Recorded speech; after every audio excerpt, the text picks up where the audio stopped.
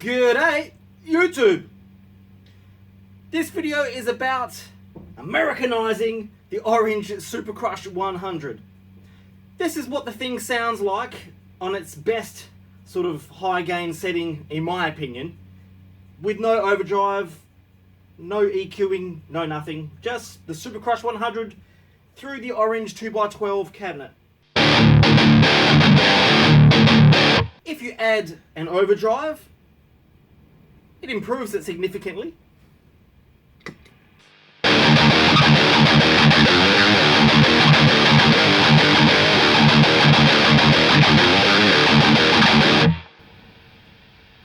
Nice, but this amp has a weird sort of voicing though, in my opinion. If you've grown up on sort of American sounding amps, you know, like, let's start from the beginning, like PV amps, like the Viper, even though you can change that, but, okay, bad example, 5150, the old school Randalls. In the 90s, I pretty much grew up playing like a Fender combo amp, had a lot of gain on it too, American sounding. EVH 5150, American sounding. In the early 2000s, I was using like a Mesa Boogie dual rectifier, American sounding. Most amps I've ever experienced have been American sounding, and that's the tone I love.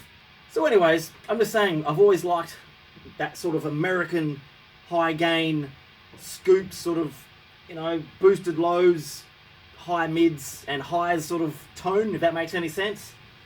And then you get an amp like this, like a more of a British sounding amp, and it's like, sounds weird to me. You can't get that sort of tone that you're looking for in those sort of American voiced amps. But if you add a EQ in the effects loop, you can obviously manipulate it to the way that you want. And I've discovered the setting that I like, so let's dial that in and compare.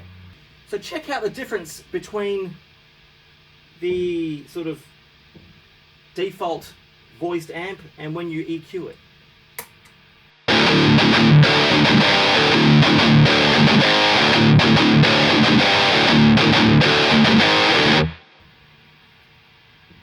EQ it.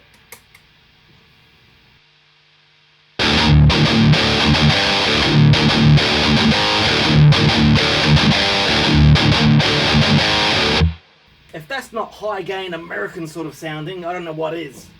Hell yeah. Off.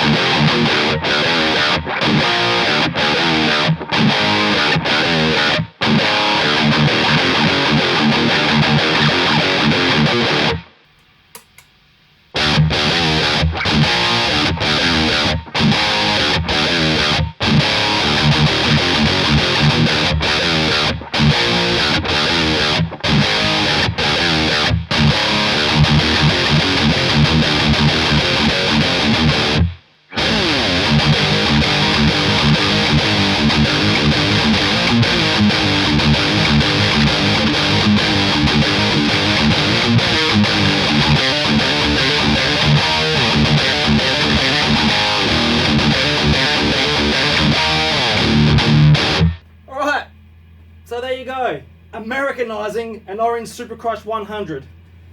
I must admit, I'd never gel with this amp. It sounds a lot better with the overdrive, but it just doesn't have that aggression that I'm looking for. Now it does, so I may not sell you now. I might keep you around. That's the setting. Well, that's it for this one. Toodles!